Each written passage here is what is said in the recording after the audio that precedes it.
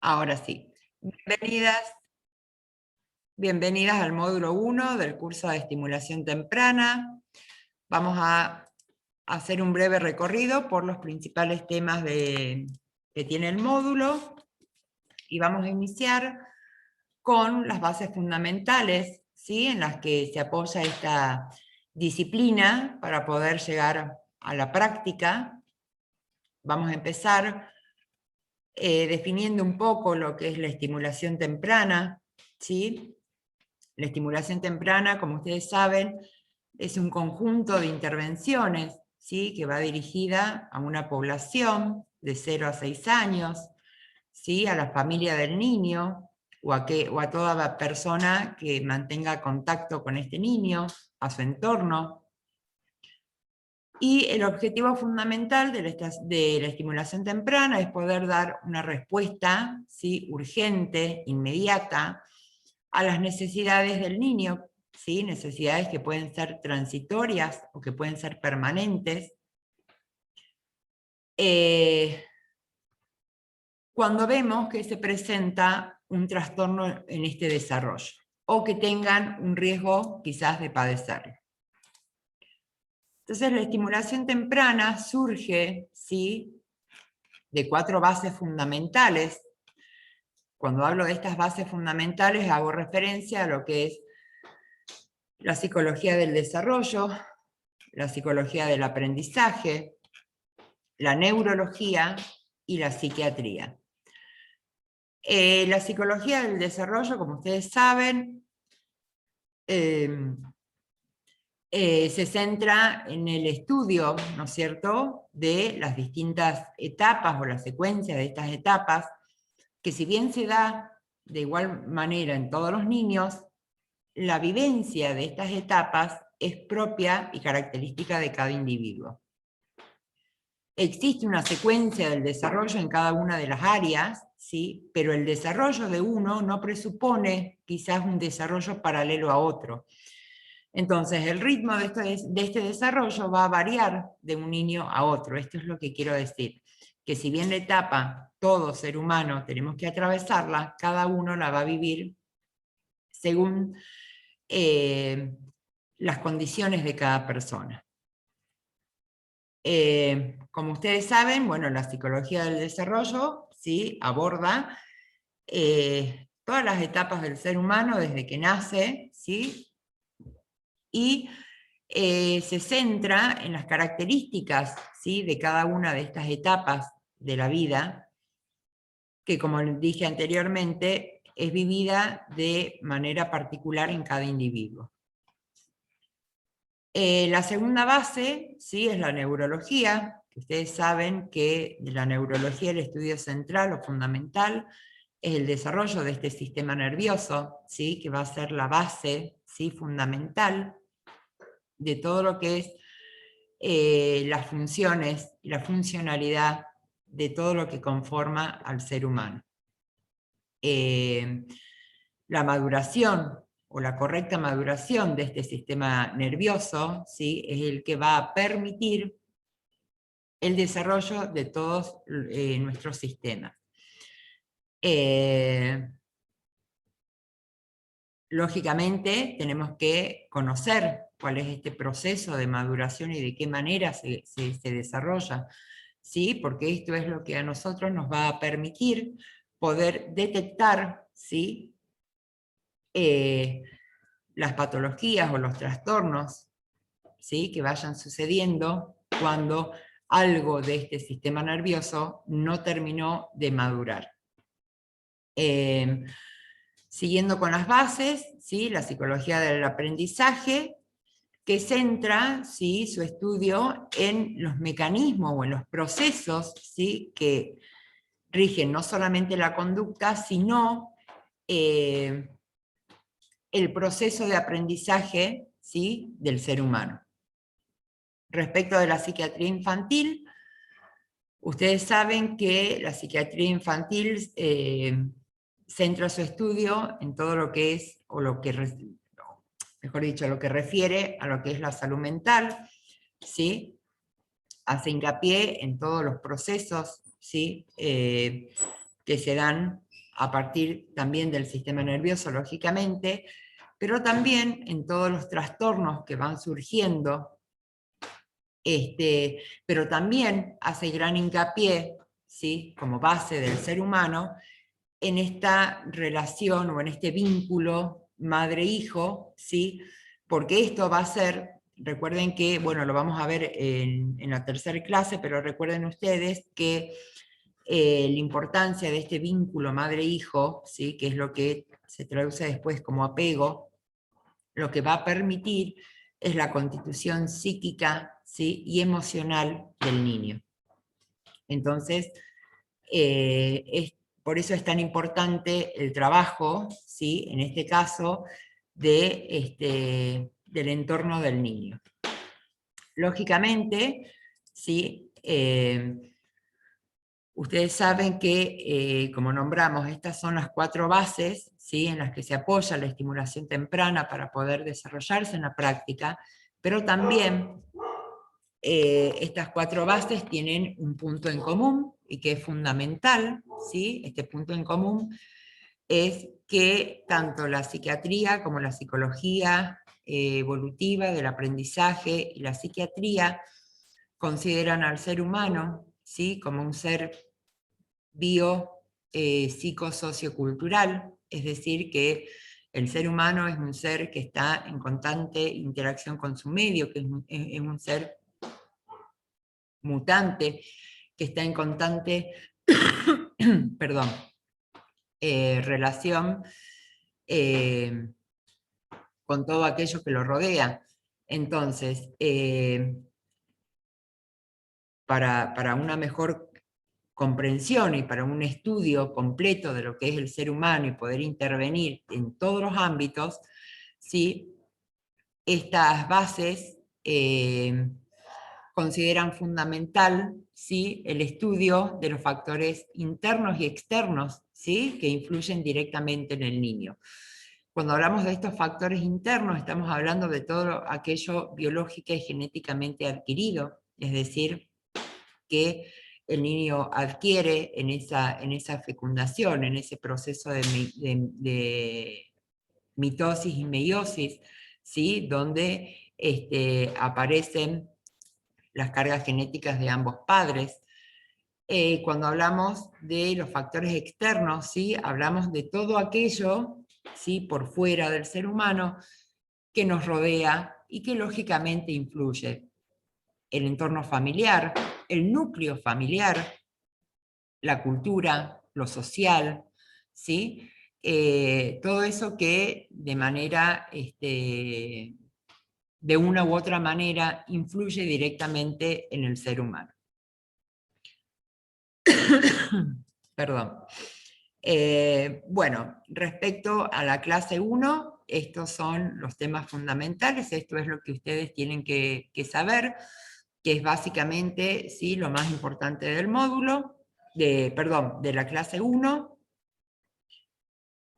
Voy a pasar a la clase 2, ¿sí?, donde vamos a ver la concepción, ¿sí?, de lo que es la estimulación temprana para algunos autores, como los aportes de Piaget, por ejemplo, ¿sí?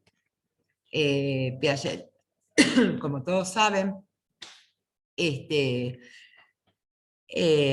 bueno, él plantea, ¿no es cierto?, que la estimulación temprana va a estar en función, primero,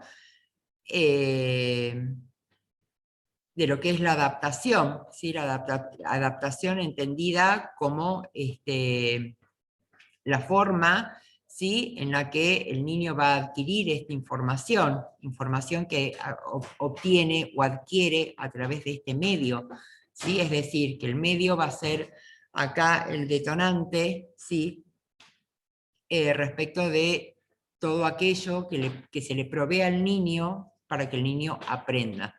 Es decir, mientras más facilitador sea el medio, mejor adaptación va a tener al niño y la información, ¿sí?, va a poder ser asimilada y además productiva.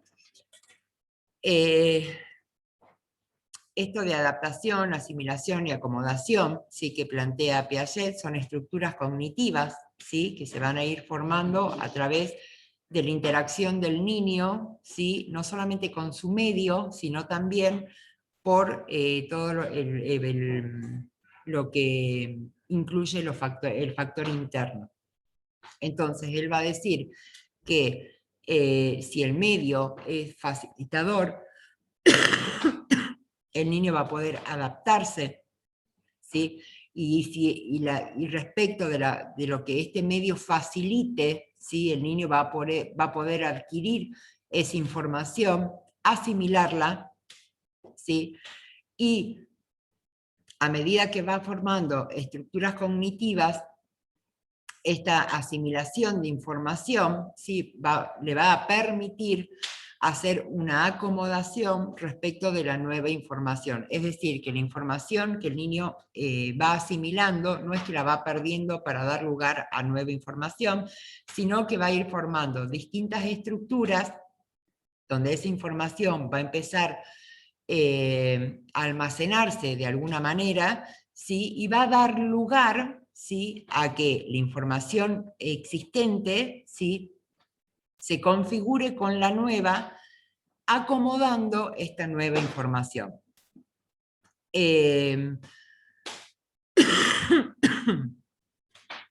Bueno, lógicamente, como yo les decía, todo aprendizaje va a depender, ¿no es cierto?, de un montón de cuestiones, que esto después lo vamos a ver en la clase 4, pero lógicamente tiene que ver, ¿no es cierto?, el medio en el que el niño aprenda, ¿sí? Ya les voy a contar casos también. Entonces también mucho depende del adulto, ¿sí? Bueno, respecto a los aportes de Amy Pickler, ¿sí? Bueno, esta autora, ella hace una visión distinta, ¿sí?, de lo que es el niño en sí.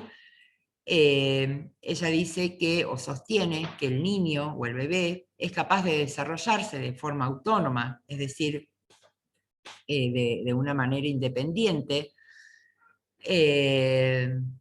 donde las diferentes fases de su desarrollo, principalmente motor, ¿sí?, es lo que va a hacer que el niño esté preparado, ¿sí?, para poder lograr esta autonomía sin la ayuda de un adulto. Ella, o las evidencias de su teoría, se basan en la observación, ¿sí?, de las actividades propias del niño. Lo que sí sostiene es que para que el niño pueda desarrollarse de forma autónoma, es el adulto quien debe proveerle, ¿no es cierto?, no solamente una base emocional fuerte, sino también las herramientas necesarias para que este desarrollo pueda ser posible. Hay quienes cuestionan mucho esta teoría, pero también vimos también, por lo menos en nuestra actividad, que hay quienes plantean en el niño, ¿no es cierto?, este tipo de teoría, y bueno, la verdad que lo que produce es una gran controversia en lo que, o sea, mejor dicho, esta teoría trata de romper los esquemas a los que uno está acostumbrado a ver, a trabajar, incluso en la crianza de uno mismo. Entonces ella dice que el movimiento libre en el bebé, ¿sí?, favorece el desarrollo de la creatividad y el despertar de los sentidos, porque el niño gana en confianza, seguridad y autonomía. Como les decía, ella dice que para que esta actividad surja en el niño es necesario que el adulto proporcione, ¿no es cierto?, las condiciones necesarias. Bueno.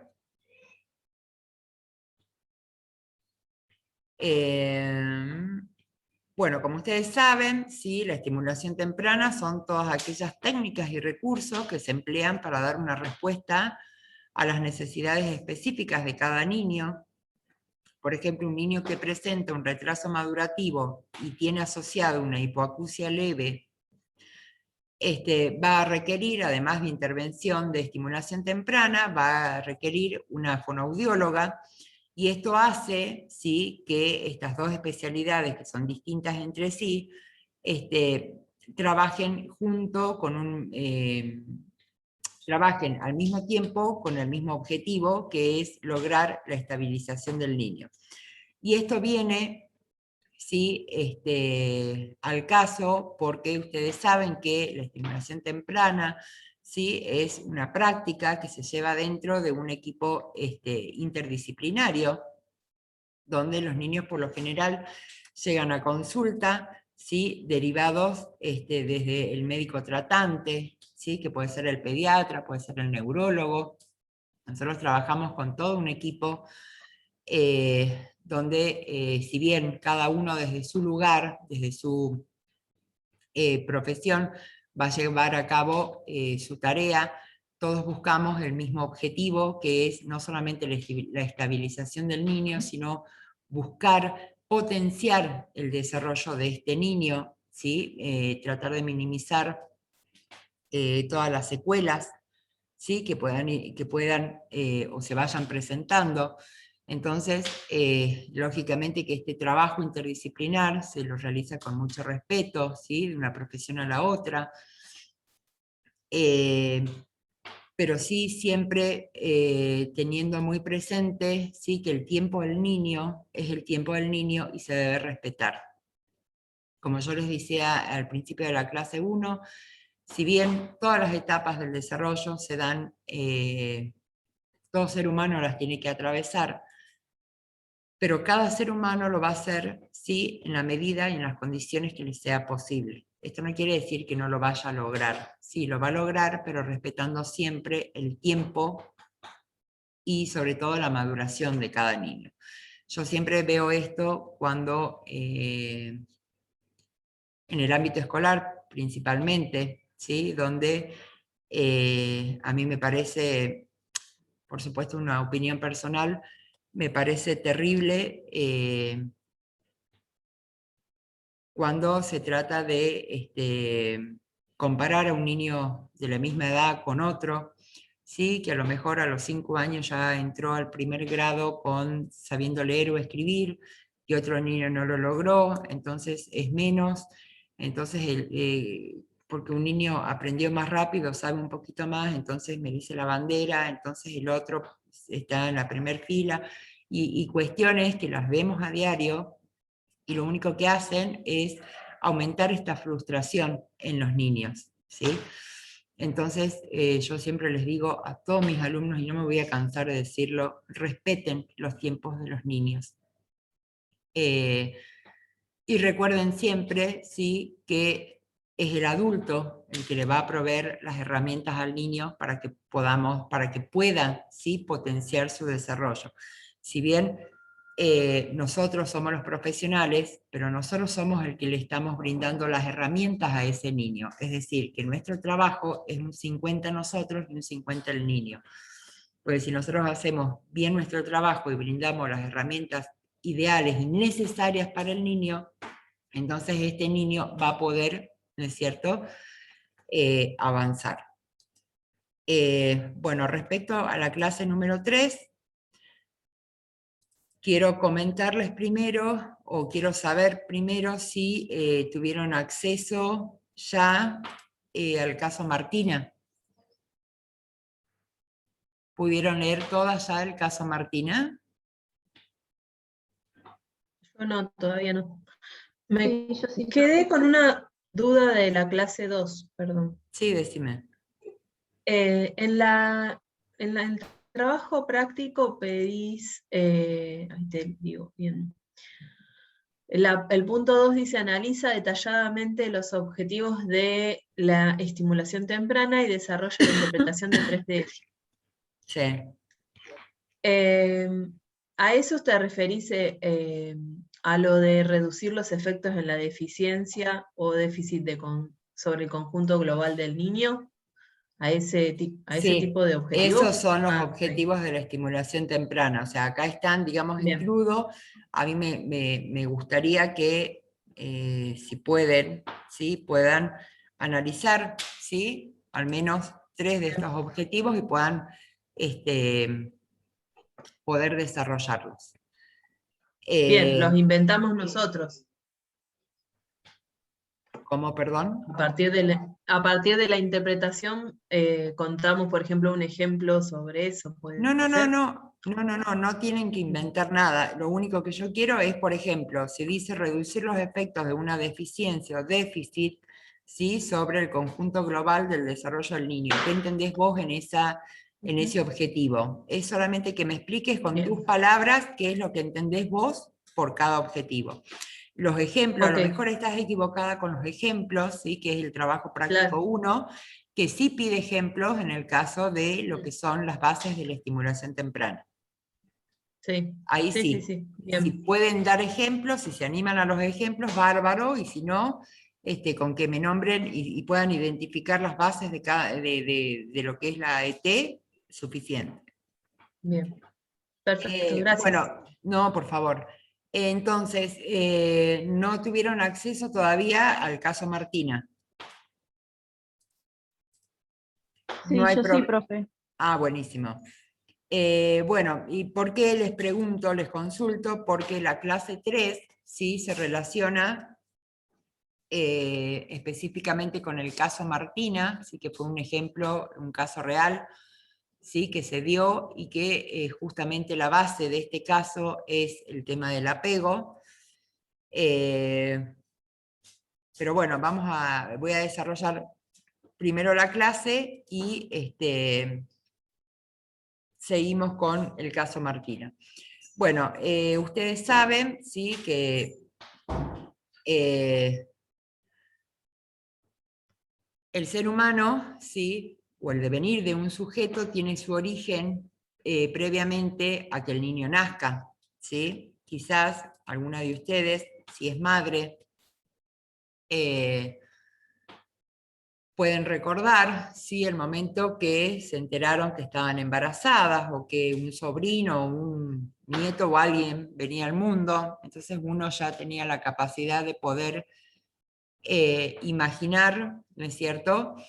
Si era niño, cómo se llamaba, si era niña, qué nombre iba a tener, no sé, qué profesión iban a tener, cómo los íbamos a criar, cómo los íbamos a vestir, dónde iba a dormir. Entonces uno empieza a idealizar, ¿no es cierto?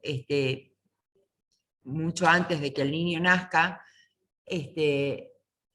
todo un ser que todavía no vimos, ¿sí? Pero que ya podemos sentirlo dentro nuestro.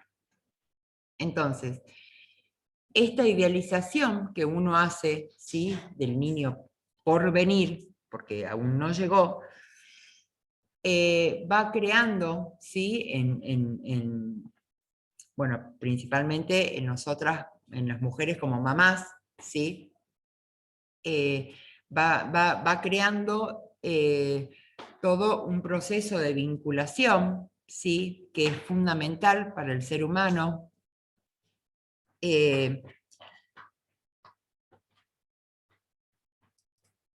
Que además es fundamental para el desarrollo de este futuro niño.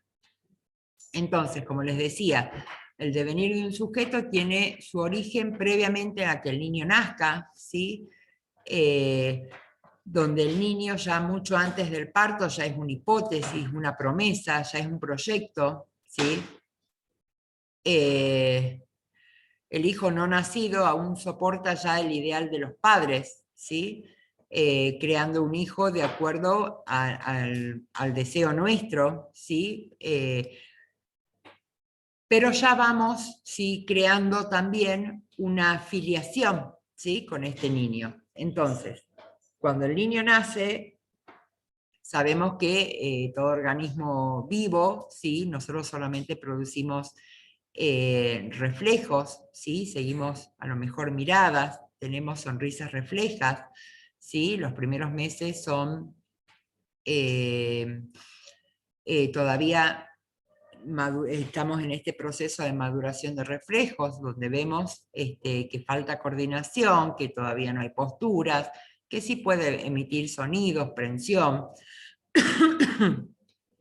donde todavía no hay una unificación del cuerpo del niño, sino que esto ¿sí? se va a dar en medida de que exista un otro ¿sí? que pueda primero responder a las necesidades de este niño. ¿sí? Ustedes saben que el bebé cuando nace lo que necesita es contención, cuidado, alimentación, que lo limpien, pero siempre necesitando, ya desde antes de nacer, de un otro ¿sí? que pueda contener de alguna manera a este bebé. Entonces, este otro ¿sí? es el que le va a permitir al niño ¿sí? pasar de un cuerpo orgánico ¿sí? a un cuerpo simbólico. Es decir, que desde ese ideal de niño, ideal de hijo, ideal de bebé que tenemos de un principio, ¿sí? es a través de un otro ¿sí? que nos va a permitir hacer un cuerpo orgánico. Pero desde ese cuerpo orgánico ¿sí? es justamente la mamá o la persona que cumpla este rol que va a permitir ¿sí? que el niño pueda desarrollarse ¿sí? y constituirse como un ser. Entonces, ustedes saben, ¿sí? o quizás han vivido la experiencia del niño, por ejemplo, que la madre es quien entiende su idioma, quien entiende sus gestos, quien conoce su llanto, ¿sí? que sabe cuando el llanto del niño es por hambre, es por sueño, es por dolor. Entonces va constituyéndose ¿sí? un lenguaje donde Juliana Curiaguerra diría que se va formando un diálogo tónico, ¿sí? para las que están haciendo psicomotricidad también. Entonces, esta protocomunicación madre-hijo es la que le va a permitir al niño no solamente desarrollarse en lo físico, sino desarrollarse en lo emocional, en lo cognitivo, ¿sí? Es la madre quien, o mejor dicho, el niño se va a hacer social o un ser social a través de la figura de la madre. Entonces, la madre es la que tiene la capacidad de significar a ese hijo como sujeto, ¿sí? Entonces, van a ver en las próximas clases, vamos a profundizar este tema desde el ámbito psicológico, lo que es la constitución del niño y la importancia de la figura materna. Pero volviendo ¿sí? a esto del proceso de vinculación, ¿sí? yo hago mucho hincapié en lo que es la teoría del apego. ¿sí? Ustedes saben que el apego es un vínculo emocional que desarrolla el niño con sus padres, o principalmente con la madre, o con quien cumpla esta figura. Este vínculo ¿sí? le proporciona al niño no solamente una seguridad emocional, ¿sí? que es indispensable para el desarrollo de cualquier ser humano, sino también para el desarrollo posteriormente de la personalidad. El apego proporciona seguridad emocional al niño, ¿sí? para no solamente sentirse protegido y sentirse aceptado, sino también que va a permitir, o mejor dicho, la madre va a ser la base de protección y continuidad ¿sí? de la especie mejor dicho, la madre es la figura quien va a permitir no solamente la protección al niño, sino su continuidad como especie. Entonces, existen diferentes tipos de vínculo, ¿sí? Bueno, también les cuento que esta teoría del apego no solamente se da en la estimulación temprana, sino que esto es, el apego es una relación, ¿sí? Es un vínculo, es una relación universal. No hay ser humano que pueda desarrollarse solo o por sí mismo. Todo ser humano necesita, ¿sí?, desde antes de nacer, de la presencia de un otro para poder constituirse como sujeto. Entonces, existen diferentes tipos de apego. ¿Sí? Hay algunos que se desarrollan tempranamente y que se mantienen durante toda la vida, y hay otros que a lo mejor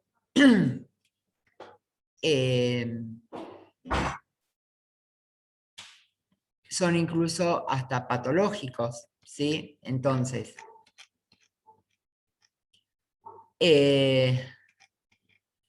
encontramos así que tenemos distintos tipos de apego, ¿sí? Tenemos el apego seguro, ¿sí?, que se da cuando una persona cuida, ¿sí?, y demuestra cariño, protección, contención, que conoce, que está al tanto de las señales y de las atenciones del niño, ¿sí?, que tiene un vínculo positivo, sentimientos, que provee sentimientos de confianza, ¿sí? Esto es lo que va a permitir que el desarrollo del niño sea íntegro. Después tenemos lo que es el apego ansioso, ¿sí?, que se da cuando la madre o el cuidador está física y emocionalmente disponible solo en ciertas ocasiones, ¿sí? Es decir, estas madres o estas cuidadoras que a lo mejor son emocionalmente inestables, entonces la relación con el niño es de acuerdo a su estado emocional, donde no hay una continuidad, no hay una disponibilidad completa hacia ese niño. Entonces, esto lógicamente en el niño va a producir también una estabilidad emocional, una falta de estabilidad emocional.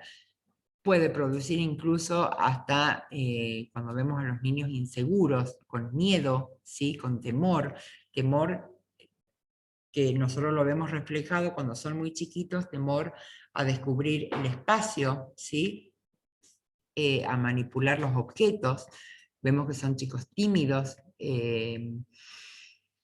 cerrados en sí mismos. Después tenemos lo que es el apego desorganizado, ¿sí?, que es cuando la madre o quien cumple este rol ante las señales del niño tiene respuestas que son, a lo mejor no son las esperadas, las adecuadas, ¿sí? Cuando el niño a lo mejor está inmerso en un llanto, en una crisis, en una angustia, entonces acá la persona que lo cuida o la madre, ¿sí?, entra en crisis de desesperación, se siente inútil, entonces está desorientada de qué hacer, de cómo calmar al niño, ¿sí? Entonces todo este proceso de disociación, ¿sí?, lo único que va a generar en el niño no solamente es la falta de seguridad, sino la ansiedad como plus, ¿no es cierto?, de esta falta de vínculo o este vínculo desorganizado. Entonces, cuando yo les preguntaba respecto del caso Martina, ¿sí?, voy a ver si lo podemos ver en otra clase después para no profundizar tanto en ese tema, para aquellas alumnas que no han leído el caso todavía. El caso Martina es un caso real que les puse de ejemplo. Bueno, a grandes rasgos la niña nace en un entorno familiar, ¿sí?, precario emocionalmente, donde, bueno, económicamente también era una familia o un matrimonio carente de recursos, ¿sí?, era una familia ensamblada. Esto quiere decir que el padre ya venía de otro matrimonio, tenía una hija que nace con TGD, la madre todavía mantenía un vínculo patológico con su propia madre, es decir, con la abuela de Martina, una mamá, ¿sí? Que necesitó en algún momento asistencia psicológica, ¿sí? Una mamá muy indecisa, con muchos temores, con muchos miedos, ¿sí? Martín era su primer embarazo. No fue un embarazo deseado, ¿sí? Y ya voy a hacer hincapié en eso para que puedan ver la diferencia. Entonces Martina nace con determinadas características, bueno, presentó un Apgar muy bajo, necesitó estar, si no me equivoco, en incubadora. La niña lloraba y la madre no podía contenerla, entonces y la madre, al sentirse, no es inútil la palabra, pero al sentirse incapaz de poder sostener a esta bebé, a esta nena, desliga la crianza a la abuela, ¿sí? La abuela se hace cargo de la chiquita, pero el tema es que la abuela ya era también una persona mayor, entonces la niña pasó gran parte, ¿sí? Al menos de su primer año de vida, ¿sí? En una cuna, ¿sí? La cuna era el único lugar donde Martina medianamente se sentía contenida, ¿sí? La nena no pudo acceder a la lactancia materna, ¿sí? Porque la madre bueno, sentía que la succión la lastimaba y qué sé yo, entonces la nena tampoco pudo acceder a la lactancia. Martina nace con el síndrome de X frágil, ¿sí? Acá ya vemos que tenemos varias cuestiones para tener en cuenta, ¿sí? Donde primero, el nacimiento o el devenir de Martina, ¿sí? No fue esperado, no fue deseado. Una mamá que no accede a alimentar, ¿no es cierto?, a su hija, ¿sí? La priva de la alimentación, que, chicas, el tema de la lactancia es fundamental en el niño, no solamente por los nutrientes, ¿sí?, que aporta la leche materna al niño, sino porque a través, ¿sí?, de esta lactancia, ¿sí?, se va a afirmar, ¿sí?, se va a concretar este vínculo madre-hijo. Yo no sé si todas son madres o no, pero yo les comento que incluso está hasta comprobado, en el momento específico del parto, es fundamental cuando el médico o la enfermera pone al niño en el pecho de la madre, ¿sí? Porque el niño tiene la capacidad de poder escuchar el ritmo cardíaco, ¿sí? O el ritmo de los latidos del corazón de la mamá, ¿sí? Entonces es como que el niño se tranquiliza, se calma, ¿sí? Porque puede sentir el olor a su mamá, y es como que él todavía siente estar dentro del vientre.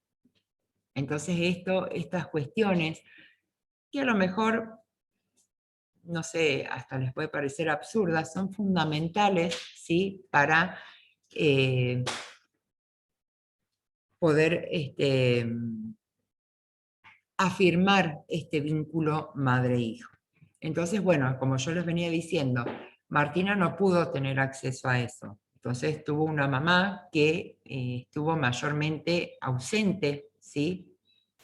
No estamos acá para juzgar las acciones de la madre, claramente, pero sí es necesario decir las cosas como son. Fue una mamá que no pudo contener ni sostener a su hija.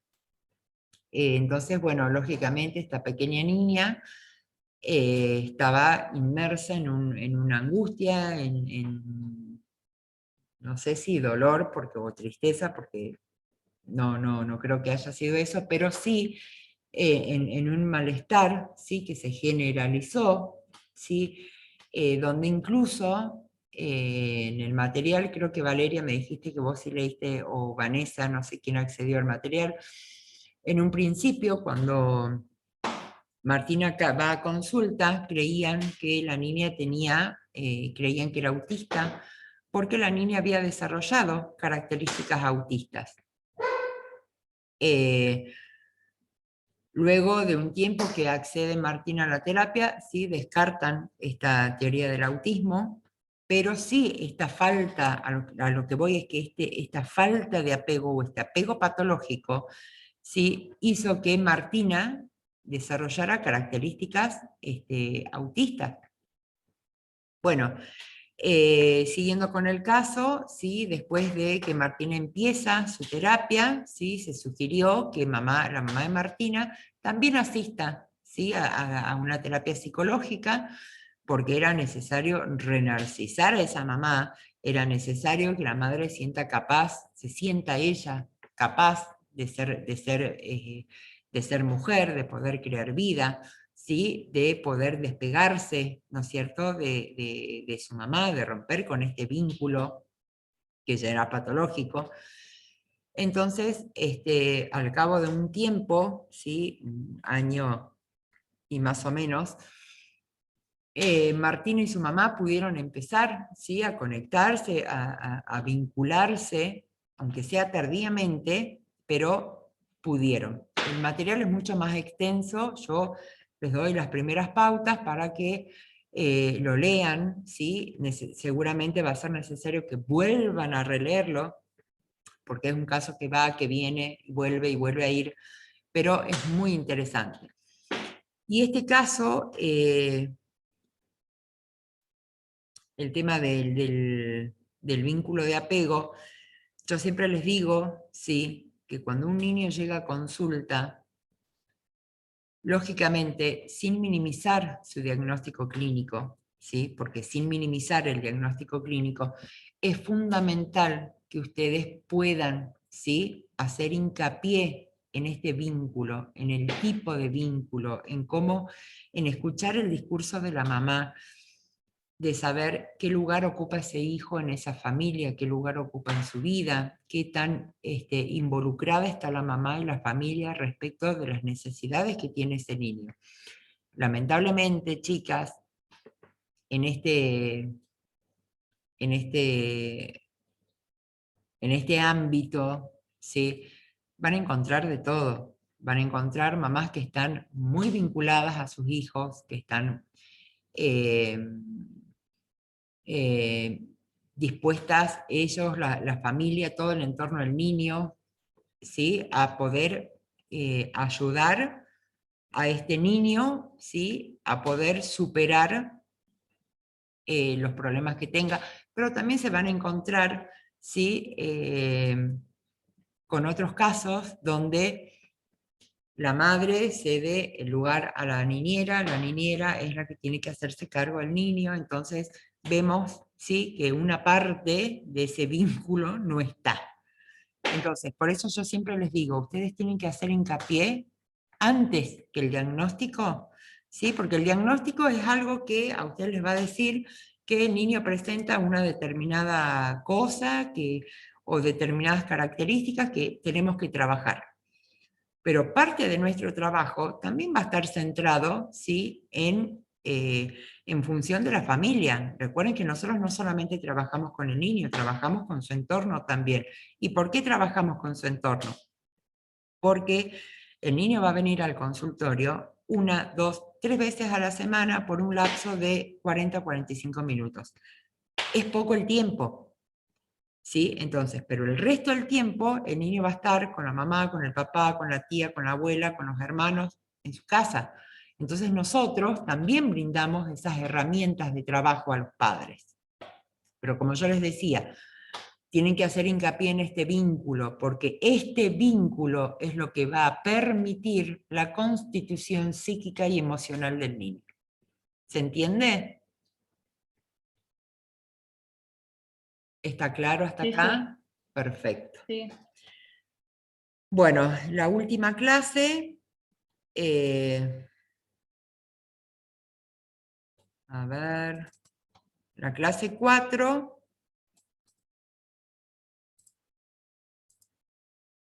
la clase 4 tiene que ver con las teorías del aprendizaje, ¿sí? Bueno, esto es simple, ustedes saben que existen diferentes teorías de aprendizaje, ¿sí? La idea es que ustedes puedan comprender, ¿sí? Qué es el aprendizaje y cómo aprendemos, ¿sí? Y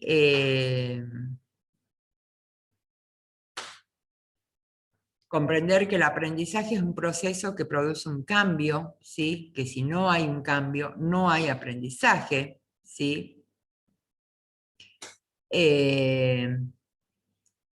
Lógicamente, todo aprendizaje, ¿sí? Se produce como resultado de una experiencia, ¿sí? Que todo se adquiere a través de la práctica, ¿sí? De la práctica de la causa y efecto, o acción y efecto. Entonces, es necesario, para que un aprendizaje se produzca, es fundamental, ¿sí? Que haya un medio, ¿sí? Que me brinde a mí las herramientas. Entonces, a partir, ¿sí? De todas estas teorías, ¿sí? El aprendizaje, de todas estas teorías del aprendizaje, vamos a ver lo que plantea Thorndike, ¿sí? Él propone que hay dos leyes según las cuales se adquiere aprendizaje, y él plantea que una es la ley según las cuales, la ley de ejercicio y la ley del efecto, que es la que yo les comentaba hace unos segundos. En otras palabras, lo que plantea es que para que haya un efecto tiene que haber una causa, ¿sí? Entonces, les voy a dar un ejemplo. Si yo pongo el dedo en la llama, ¿sí? Claramente, por una, por una reacción instintiva, ¿sí? Yo voy a sacar el dedo porque me estoy quemando. Entonces, la causa, el ejercicio sería poner el dedo, ¿sí? En la llama, el efecto es el quemarse.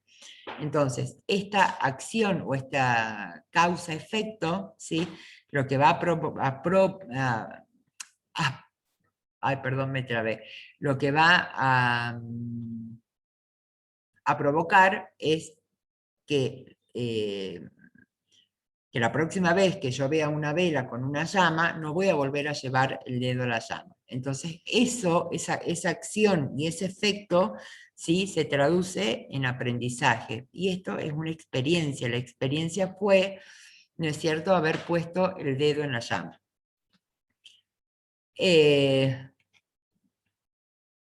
Según Skinner, por ejemplo, él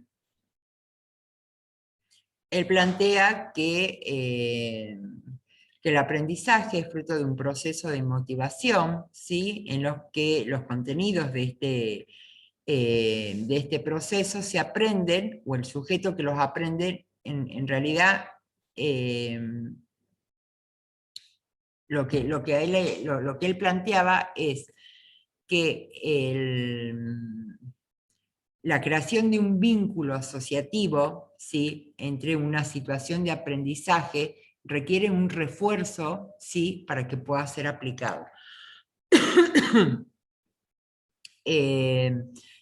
Donde, de alguna manera, las situaciones de aprendizaje están asociadas, ¿sí? Al individuo.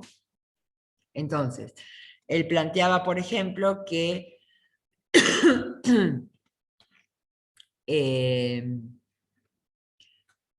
por ejemplo, cuando damos un tipo de instrucción, ¿sí? Cuando nosotros le damos una instrucción a una persona, ¿sí? Nosotros vamos a ver una respuesta. Y esta respuesta, él planteaba la situación de un alumno. Cuando él le daba instrucciones a un alumno, ¿sí? Él entendía que este alumno aprendía en función de la respuesta que daba el alumno según las instrucciones. Entonces, cuando el alumno emitía, ¿sí? Una respuesta que era correcta, ¿sí? Entonces, digamos, no es que recibía un premio, pero sí era reconocido, ¿sí? La respuesta correcta. Por lo contrario, ¿sí? En este caso lo que planteaban los ejemplos era con una nota. Pero después estaba, por ejemplo, que es el ejemplo más conocido, perdón, es la del perro, ¿sí? Donde cuando el perro hacía a lo mejor un buen truco como premio, ¿sí? Para reforzar ese aprendizaje de lo que aprendió el perro, le daba un poquito de alimento. Y cuando el perro a lo mejor no lograba llevar a cabo el truco, ¿sí? o la acción que su amo le ordenaba, entonces no recibía el alimento. Y de esta manera, ¿sí? Él planteaba el mecanismo, en realidad es eso, el mecanismo de aprendizaje. Bueno, la teoría de Piaget ya la vimos al principio, que son esto de poder armar estructuras cognitivas de adaptación, asimilación y acomodación.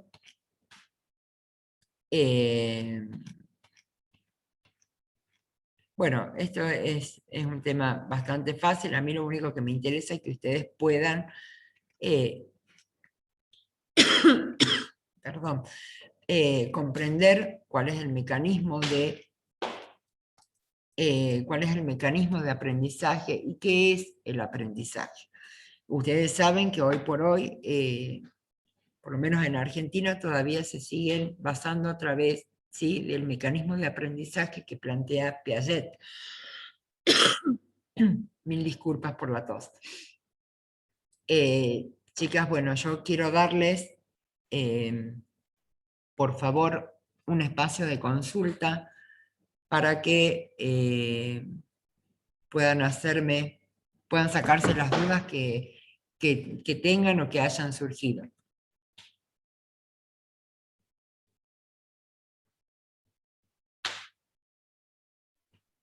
Estuvo bastante todo claro, pero me quedé después pensando con esto que decías del vínculo de la madre y el niño, Sí. que bueno, que es importante generarlo. ¿Qué pasa cuando ese vínculo ya es demasiado pegote, digamos, en cierta forma? Como que el niño termina siendo extensión de la madre y no.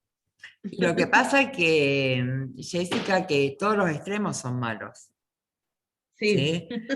Todos los extremos en realidad son malos porque cuando uno pasa el límite, ¿sí? La madre ya se vuelve sobreprotectora. Cuando vos sos sí, sobreprotectora, ¿sí? De un niño, al niño es como que lo aniquilás, ¿sí? Porque una a lo mejor lo hace inconscientemente, lo digo yo una también porque yo debo también ser sobreprotectora con mi hijo.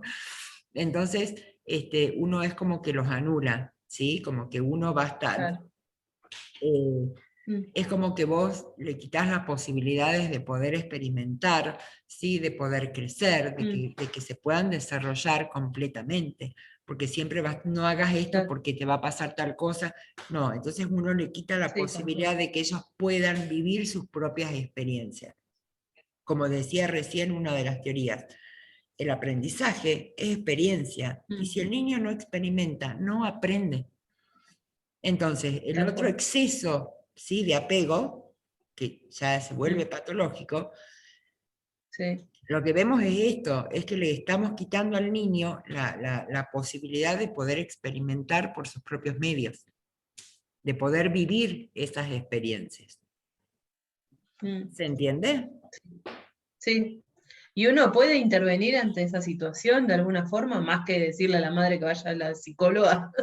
No, pero Y bueno, lo más que que nada pasa es apuntando que, al niño, tal vez, yo de te alguna digo, es forma. muy difícil trabajar con los papás, ¿sí? O sea, o por lo menos tratar determinadas cuestiones. Es difícil. Sí. Es difícil porque, te digo más, cuando te llega un niño a consulta es porque el chico tiene algo. Entonces, muchas veces, o en la mayoría de las veces, ese papá o esa mamá, primero no terminó de asimilar la situación y la condición del hijo, no terminó de superar, ¿sí? El duelo por el hijo, por el ideal del hijo. Entonces hay padres que ese proceso les lleva toda la vida, ¿sí? Que no lo superan, porque se resisten, ¿no es cierto?, a una asistencia psicológica, se resisten a una terapia. Entonces, vos fíjate que si yo tengo que hablar del vínculo con un papá o con una mamá que no terminó de hacer el duelo, y que te sientes a hablar con la pared es lo mismo, ¿me entendés? Entonces, Sí. porque chicas, esa es la realidad, es como sentarse a hablar con una pared. Es difícil trabajar esto. Lo que sí sería fantástico es poder convencerlos de asistir a terapia. Eso sería fantástico, ¿sí? A lo mejor uno, a medida que, bueno, que vamos trabajando al bebé, vamos hablando, ¿sí? De a poquito, es como hacer un trabajo de hormiga con la mamá, para que vayan entendiendo. Yo, por ejemplo, soy mucho de explicar lo que hago, por qué lo hago, qué función, o con qué función lo hago. Claro, ¿viste? Entonces uno trata de la mamá de decirle, bueno, vos pensás así, o uno trata, pero la verdad que por ahí es difícil, porque hay muchos padres que son negadores y que están cerrados al no, y realmente que yo estuve en los dos lugares, estuve como terapeuta y estuve como mamá de un nene con problemas. Entonces, realmente es difícil. Es difícil. Pero bueno, uno trata desde su lugar, ¿sí?, de ser lo más sutil, porque bueno, también hay que estar, ¿no es cierto? Te lo digo yo que estuve de los dos lados, hay que estar en el lugar de esa mamá. ¿Sí? Entonces, con mucho respeto, ¿viste? Con mucha táctica, pero sí, sí, sí. Valeria, Vanessa, Jessica, chicas, ¿alguna duda, alguna consulta, algo que no les haya quedado claro? No, yo por ahora me encantan me encantan los temas, la verdad que esto es. Pero no, con los textos, dentro de todo los entendí re bien, así que fui haciendo los trabajos y nada, me falta el cuarto. Pero Bueno, no, tenés re bien. tiempo todavía, tenés tiempo. Sí. Buenísimo. Valeria, ¿alguna duda? Jessica, ¿Strider es tu apellido? Perdón si no lo pronuncio bien. Strider. Strider, perdón. No, por favor.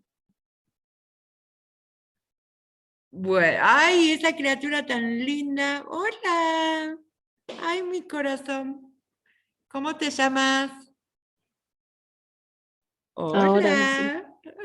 Mi vida. ¿Cómo?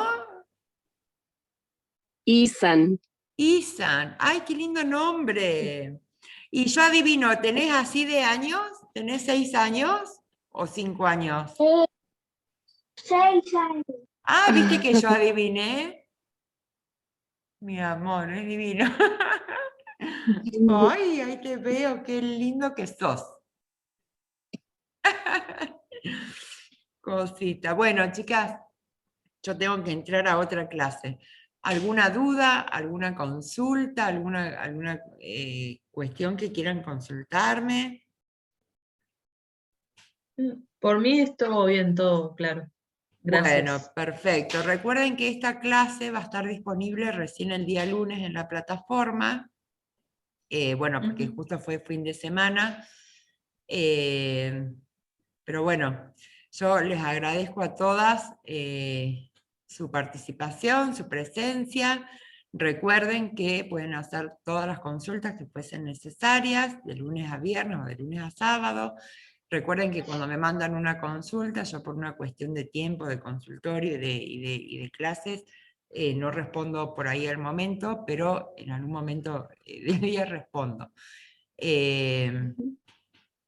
También quería comentarles que el grupo de WhatsApp pueden, además de consultas o dudas, pueden compartir información. Sé que algunas de ustedes son maestras especiales, si quieren compartir casos, que debatamos casos, también estamos abiertos a eso también. Yo, por lo que el módulo recién apenas inicia, ¿sí? En los próximos meses voy a empezar a compartir casos clínicos para que analicemos juntas. Así que bueno, espero que hayan quedado claros todos los temas. Recuerden que tienen tiempo de presentar los trabajos, creo que es del 1 al 4, del 1 al 5, creo, de julio. Sí, profe, eso yo te pedí que me... Porque si no llego, me falta el cuarto y Tranquila, le va. no te hagas problema Estoy justo que... con unas entregas hasta hasta el 7 de julio voy a estar a 1000. No hay Pero ya problema. después Bueno, buenísimo, gracias. No hay problema. Lo que sí, ustedes me avisan y yo lo tengo en cuenta porque la idea es que, así como iniciaron todas juntas, que todas pasemos al mismo módulo, o al módulo que sigue, ¿sí? Y evitar que estén algunas más adelantadas y otras más atrasadas. Así que, bueno, chicas, que tengan un Bueno. excelente fin de semana. Gracias por estar, gracias por su tiempo. Saludos desde Salta la Linda. Gracias, saludos. Que tengan Ah, buenas de Salta. noches de Salta la Linda. ¿Vos de sí, dónde? acá de ¿Ustedes? Acá de Valeria. Chacabuco, Buenos Aires. Ay, qué lindo. ¿Y Valeria? De Río Negro. De Río Negro. Wow. Bueno, estamos de toda la Argentina. Es buenísimo. Bueno, chicas, divinas todas, les mando un abrazo. Que tengan un excelente fin de semana y buen inicio de semana. Gracias, igualmente. Gracias. Gracias igualmente. Chao, hasta Chao. luego. Chao, chao.